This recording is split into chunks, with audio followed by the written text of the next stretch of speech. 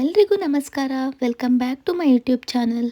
ಇವತ್ತಿನ ವಿಡಿಯೋದಲ್ಲಿ ನಾವು ಬಾಣಂತಿಯರಿಗೆ ಮತ್ತು ಋತುಮತಿಯಾದ ಹೆಣ್ಣು ಮಕ್ಕಳಿಗೆ ನೀಡುವ ಮೆಂತೆ ಮುದ್ದೆಯನ್ನ ಹೇಗೆ ಮಾಡೋದು ಅಂತ ತಿಳಿದುಕೊಳ್ಳೋಣ. ಹಾಗೆಯೇ ವಿಡಿಯೋವನ್ನ ಎಲ್ಲೂ ಸ್ಕಿಪ್ ಮಾಡ್ದೇನೆ ಪೂರ್ತಿಯಾಗಿ ನೋಡಿ.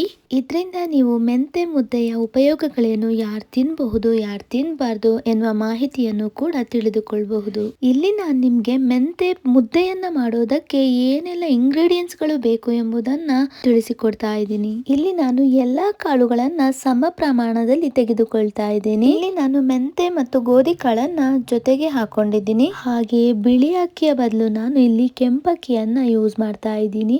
ಇದು ದೇಹಕ್ಕೆ ತುಂಬಾ ತಂಪು ಕೂಡ ಹೌದು. ಬಿಳಿ ಅಕ್ಕಿಯನ್ನ ತುಂಬಾ ಪಾಲಿಶ್ ಮಾಡಿರ್ತಾರೆ, ಆದ್ರೆ ಕೆಂಪಕ್ಕಿಯಲ್ಲಿ ಅಷ್ಟೊಂದು ಪಾಲಿಶ್ ಇರಲ್ಲ. ಹಾಗಾಗಿ ನಾನು ಕೆಂಪಕ್ಕಿಯನ್ನ ಯೂಸ್ ಮಾಡ್ತಾ ಇದ್ದೀನಿ. ನೀವು ಕೂಡ ಬಿಳಿ ಅಕ್ಕಿಯ ಬದಲಾಗಿ ಕೆಂಪಕ್ಕಿಯನ್ನೇ ಯೂಸ್ ಮಾಡಿ, ತುಂಬಾ ಚೆನ್ನಾಗಿರುತ್ತೆ. ಇದು ಕಪ್ಪು ಉದ್ದಿನ ಕಾಳು. ಹೀಗೆ ಇವೆಲ್ಲವನ್ನು ನಾನು ಚೆನ್ನಾಗಿ ಕ್ಲೀನ್ ಮಾಡಿಕೊಂಡು ನೀರಿನಲ್ಲಿ ವಾಶ್ ಮಾಡಿಕೊಂಡು 2 ದಿನಗಳ ಕಾಲ ಬಿಸಿಲಿನಲ್ಲಿ ಚೆನ್ನಾಗಿ ಒಣಗಿಸಿ ಇಟ್ಕೊಂಡಿದ್ದೀನಿ. ಈಗ ನಾನಿಲ್ಲಿ ಎಲ್ಲಾ ಕಾಳುಗಳನ್ನ ಸಪರೇಟ್ ಆಗಿ ಹುರ್ಕೊಳ್ತಾ ಇದ್ದೀನಿ. ಲೋ ಫ್ಲೇಮ್ ಅಲ್ಲಿ ಇಟ್ಕೊಂಡು ಎಲ್ಲವನ್ನ ನಿಧಾನಕ್ಕೆ ಹುರ್ಕೊಳ್ತಾ ಇದ್ದೀನಿ. ಇದನ್ನ ನೀವು ಸ್ವಲ್ಪ ಕ್ವಾಂಟಿಟಿಯಲ್ಲೂ ಕೂಡ ಮಾಡಿಕೊಂಡು ಮನೆಯಲ್ಲೇ ಮಿಕ್ಸಿನಲ್ಲೇ ಪುಡಿ ಮಾಡ್ಕೋಬಹುದು. ಇವತ್ತು ನಾನಿಲ್ಲಿ ಮಿಲ್ಲಲ್ಲಿ ಹೋಗಿ ಪುಡಿ ಮಾಡ್ಕೊಂಡು ಬರ್ತಾ ಇದ್ದೀನಿ. ಹೀಗೆ ನಿಧಾನಕ್ಕೆ ಎಲ್ಲವನ್ನು ಚೆನ್ನಾಗಿ ಹುರ್ಕೋಬೇಕು.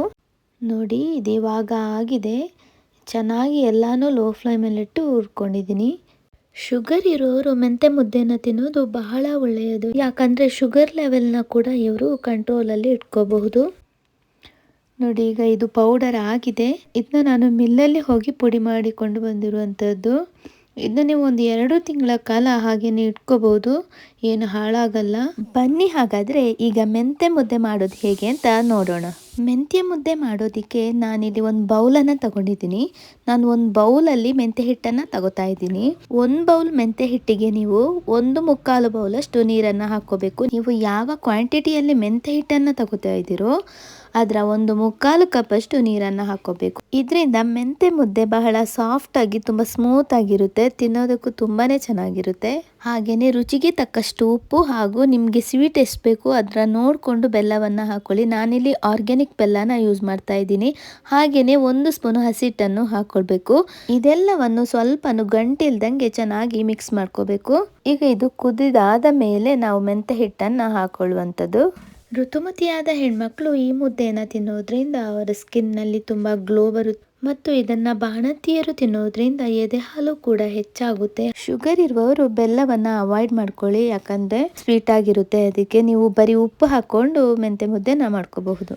ನೋಡಿ, ಈಗ ಇದು ಚೆನ್ನಾಗಿ ಕುದಿ ಬರ್ತಾ ಇದೆ. ಈ ಟೈಮಲ್ಲಿ ನಾನು ಮೆಂತೆ ಹಿಟ್ಟನ್ನು ಹಾಕೊಳ್ತಾ ಇದ್ದೀನಿ. ಹಾಗೆಯೇ 1 ಟೀ ಸ್ಪೂನ್ ಅಷ್ಟು ತುಪ್ಪವನ್ನು ಯೂಸ್ ಮಾಡ್ತಾ ಇದ್ದೀನಿ. ಇಲ್ಲಿ ಆದಷ್ಟು ನಾಟಿ ಹಸುವಿನ ತುಪ್ಪವನ್ನು ಯೂಸ್ ಮಾಡ್ಕೊಳ್ಳಿ, ತುಂಬ ಚೆನ್ನಾಗಿರುತ್ತೆ. ಆರೋಗ್ಯಕ್ಕೂ ತುಂಬಾ ಒಳ್ಳೆಯದು. ಇವೆಲ್ಲವನ್ನು ಗಂಟಿಲ್ದಂಗೆನೆ ಚೆನ್ನಾಗಿ ಮಿಕ್ಸ್ ಮಾಡ್ಕೋಬೇಕು. ನೀವು ರಾಗಿ ಮುದ್ದೆನ ಹೇಗೆ ಮಾಡ್ಕೋತೀರೋ ಅದೇ ಥರನೇ ಮೆಂತೆ ಮುದ್ದೆಯನ್ನು ಕೂಡ ಮಾಡುವಂಥದ್ದು. ಹೀಗೆ ಗಂಟಿಲ್ದಂಗೆನೆ ಚೆನ್ನಾಗಿ ಮಿಕ್ಸ್ ಮಾಡಿಕೊಂಡು ಲೋ ಫ್ಲೇಮಲ್ಲಿ ಇಟ್ಕೊಂಡು ಒಂದು 5 ನಿಮಿಷಗಳ ಕಾಲ ಚೆನ್ನಾಗಿ ಬೇಯಿಸ್ಕೋಬೇಕು. ಈಗ ತಟ್ಟೆನ ಮುಚ್ಚಿಡ್ತಾ ಇದ್ದೀನಿ.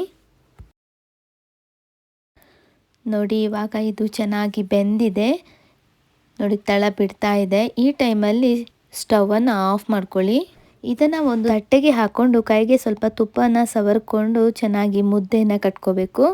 ನೋಡಿ, ನೀವು ಈ ರೀತಿಯಾಗಿ ಮುದ್ದೆನ ಮಾಡೋದ್ರಿಂದ ತುಂಬ ಸಾಫ್ಟಾಗಿ ಮತ್ತು ಪರ್ಫೆಕ್ಟ್ ಆಗಿ ಬರುತ್ತೆ. ಈಗ ಮಧ್ಯಕ್ಕೆ ಸ್ವಲ್ಪ ತುಪ್ಪವನ್ನು ಹಾಕೊಂಡು ತಿನ್ನೋದ್ರಿಂದ ತುಂಬಾ ರುಚಿಯಾಗಿರುತ್ತೆ. ಸಾರ್ ಜೊತೆಗೂ ತಿನ್ಬೋದು. ಆರೋಗ್ಯಕರವಾದ ಮತ್ತು ಟೇಸ್ಟಿಯಾದ ಮೆಂತೆ ಮುದ್ದೆ ಸವಿಯಲು ರೆಡಿಯಾಗಿದೆ. ನೀವು ಕೂಡ ಮನೆಯಲ್ಲಿ ಮಾಡ್ಕೊಳ್ಳಿ. Thank you.